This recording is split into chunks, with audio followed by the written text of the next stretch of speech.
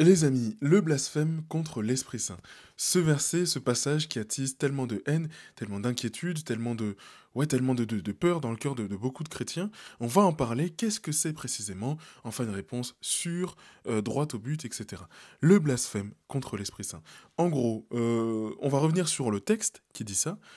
À qui Jésus dit ça, pourquoi est-ce qu'il dit ça, dans quel contexte est-ce qu'il le dit, pour bien comprendre, et puis surtout on va parler du péché, de plein de choses pour comprendre, tiens, est-ce que vous, potentiellement, vous avez péché contre l'Esprit Saint, est-ce que vous êtes blacklisté du paradis, est-ce que c'est la fin du monde, etc.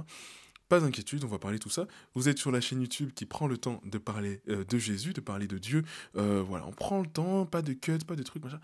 On est dans un temps long, on va prendre le temps. Bon, non plus, voilà, j'essaye de rester en dessous de 10 minutes quand même.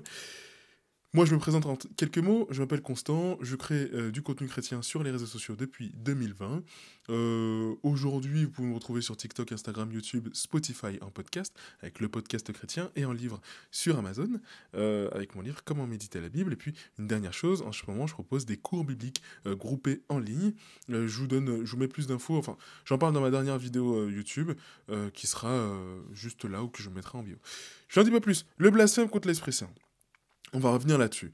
Euh, En gros, c'est Matthieu, chapitre 3, verset 29, verset 28 à 30. Je vous lis le passage.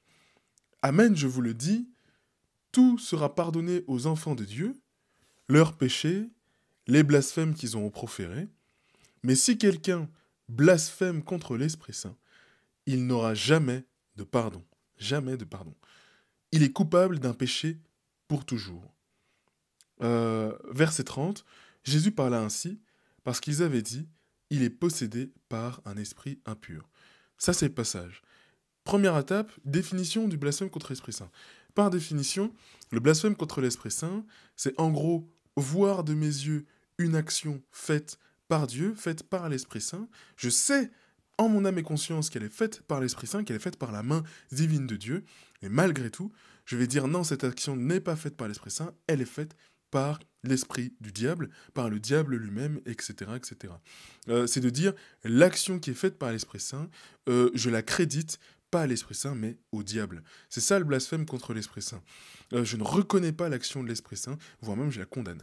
Et donc, quand on a cette définition, je dirais c'est plus facile de comprendre qu'est-ce qui est condamné précisément, parce que blasphème contre l'Esprit Saint, c'est pas juste une pensée négative qu'on a envers l'Esprit Saint, et qui peut arriver quand quand on est à des moments forts de baisse de foi, ou même qu'on croit pas en Dieu. C'est vraiment très profond, c'est déjà reconnaître que cette action vient de Dieu, le savoir, pas en prendre conscience, et c'est pas toujours évident. Et des fois, on voit des actions qui sont faites par Dieu, mais en fait, on n'a pas conscience, ou on ne le voit pas, on n'a pas ce discernement. Là, on parle de personnes qui ont déjà ce discernement, qui le savent. Et puis ensuite, de dire, tiens, cette action ne vient pas de Dieu, elle n'est pas le fait du hasard, elle est le fait du diable. Et pareil encore, c'est de dire, ok, cette action, je sais qu'elle est faite de Dieu, et je dis qu'elle vient du diable. Ça, c'est la première étape. Ce qu'il faut bien prendre en compte, c'est que dans ce verset, il s'adresse pas à tout le monde. Il s'adresse pas à tout le monde. Il dit bien, tout sera pardonné aux enfants des hommes, etc., etc., donc au peuple, aux enfants de Dieu, mais par contre, un péché ne vous sera pas pardonné, c'est le blasphème contre l'Esprit Saint. Et Jésus ne dit pas ça comme ça, hors de son contexte. À qui il le dit? Il le dit aux pharisiens qui sont venus jusque là où il est, en train de faire des miracles, c'est-à-dire de guérir des gens, qui sont venus jusque là où il est pour lui dire, tiens, tes actions, ce sont des actions du diable, pas l'action de l'Esprit Saint. Et donc, on est dans un contexte où Jésus est en train de guérir des gens, il est en train de guérir des malades, et les pharisiens, c'est qui? C'est les autorités juives qui connaissent très très bien les Écritures, qui savent pertinemment que potentiellement Jésus est le Messie, que Jésus est l'envoyé de Dieu, et surtout qui connaissent les Écritures et qui savent que la guérison des malades, c'est pas du tout un fruit du diable, c'est un fruit de Adonai, c'est un fruit de l'Éternel, c'est un fruit de Dieu. Et donc, une fois qu'on sait tout ça, on comprend mieux pourquoi est-ce que Jésus vient dire ça. Il s'adresse pas à n'importe qui, et c'est le verset 30 qui donne cette causalité, qui vient justifier les versets 28 et 29. Jésus parla ainsi parce qu'ils avaient, et le « il » vient désigner les pharisiens, parce qu'ils avaient dit, il est possédé par un esprit impur. Et donc, une fois qu'on a tout ça, on comprend mieux que le blasphème contre l'Esprit Saint, c'est pas tout le monde qui le fait, c'est celui qui a conscience, qui a ce discernement déjà assez aiguisé sur les actions de Dieu, et surtout celles qui viennent de Dieu, celles qui ne viennent pas de Dieu, qui a cette connaissance aussi des Écritures. C'est des personnes qui viennent condamner, dire cette action est faite par le diable. Donc voilà, c'est pas juste une pensée négative, c'est pas juste un truc qu'on a fait dans son enfance ou quoi. Et donc, je fais vraiment cette vidéo pour donner plus d'éclaircissement aux personnes qui doutent et qui pensent que ça y est, elles sont blacklistées du ciel.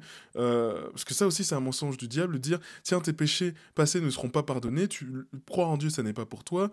Regarde, il y a même ce verset qui dit ça. Non, Dieu est miséricordieux. Dieu est amour. On va revenir sur un deuxième point qui va encore plus vous éclairer et plus vous aider à comprendre. Mais Dieu est miséricordieux, Dieu est amour, Dieu est bienveillance. C'est vraiment ça qu'il faut retenir. Il pardonne tout et Jésus le rappelle. Tout sera pardonné, même le blasphème sera pardonné. Par contre, celui contre l'Esprit Saint, que j'ai défini du coup juste avant, ne sera pas pardonné. Et donc, ce qu'il faut bien reconnaître, c'est que Jésus et Dieu lui-même condamnent le péché, un péché pour qu'il soit reconnu comme péché, parce que, voilà, un péché pour qu'il soit reconnu comme péché, il doit être fait en toute liberté d'action. Si on t'oblige, on te dit, tiens, fais ça, sinon je vais te tuer, on t'oblige, tu n'es pas libre de tes actions, tu n'es pas en toute liberté, tes actions, certaines choses ne peuvent pas être condamnées, en tout cas pas aux yeux de Dieu, et surtout, en toute connaissance que c'est un péché, en toute liberté, et en toute conscience et connaissance que c'est un péché. Pareil, c'est pour ça qu'il y a plein de choses sur lesquelles Jésus pas plein de choses, mais plutôt plein d'actions qu'on a pu faire dans le passé, que Dieu ne nous retient pas à cause justement de ce manque de connaissances. Et donc, en tout cas, il est miséricordieux, il ne nous condamne pas en fonction de notre passé, il discerne vraiment sur notre passé et notre niveau de connaissance à l'époque. Évidemment, si tu as un cœur à te repentir, même si tu as fait ces actions-là, Dieu te pardonne, Dieu t'apporte la paix, la joie, la miséricorde. Donc, un péché, faut qu'il soit fait en toute liberté, en toute connaissance que c'est un péché. Les pharisiens, ils sont totalement libres de leurs actions, ils savent pertinemment que ce qu'ils font, c'est péché. Parce que, encore une fois, c'est des personnes qui connaissent les Écritures avec un grand E, la Torah, qui connaissent ce que disait le prophète Ésaïe sur le Messie, qui connaissaient les actions que le Messie pourrait faire. Ils savaient tout ça. Ils avaient cette connaissance, ils avaient cette conscience. Et malgré tout, ils l'ont quand même fait. Donc c'est là où on rentre dans un niveau supérieur un niveau supérieur de péché, d'ego, machin, etc. Ce qu'il faut retenir de cette vidéo, c'est que le blasphème contre l'Esprit Saint, il faut choisir de le faire, c'est une action qu'on décide de poser, et qui se fait pas de manière anodine en quelques secondes avec une simple pensée. Et d'ailleurs, si aujourd'hui vous avez des pensées négatives, des pensées, vous avez l'impression que ça vient du diable, ça ne vous appartient pas, là aussi, Dieu le voit, il le sait, et c'est des choses qui arrivent très fréquemment quand on commence à croire en Dieu, plein de pensées négatives, des tentations qui sont normales, et justement qui sont un signe positif, qui montre que vous êtes en train de vous rapprocher de Dieu. Si vous avez ces pensées-là, n'hésitez pas à en parler à un prêtre, à un pasteur, à quelqu'un qui pourra vous éclairer là-dessus. Ne restez pas seul et surtout continuez de prier. Acharnez-vous, Jacques chapitre 5, acharnez-vous, continuez de vous... Non, c'est pas Jacques chapitre 5, c'est 2 Timothée chapitre 3 qui parle de ça et qui dit vraiment, continuez, efforcez-vous de vous présenter devant le Père comme des disciples. Efforcez-vous, ne lâchez pas. Dieu est un Dieu qui pardonne, et s'il vous a permis de regarder cette vidéo jusqu'au bout, de regarder cette vidéo jusqu'ici, c'est qu'il vous veut dans son royaume, c'est qu'il vous veut dans son cœur, il vous veut au paradis, qu'il n'est pas en colère contre vous, et qu'au contraire, il est avec vous, et surtout que c'est un mensonge du diable qui veut vous maintenir loin de Dieu, de vous dire, tiens, le ciel c'est pas pour vous, Dieu c'est pas pour vous, etc. etc. Pas d'inquiétude, vraiment, ne vous auto-condamnez pas. Confessez-vous si vous êtes catholique ou si vous êtes pas croyant, peu importe.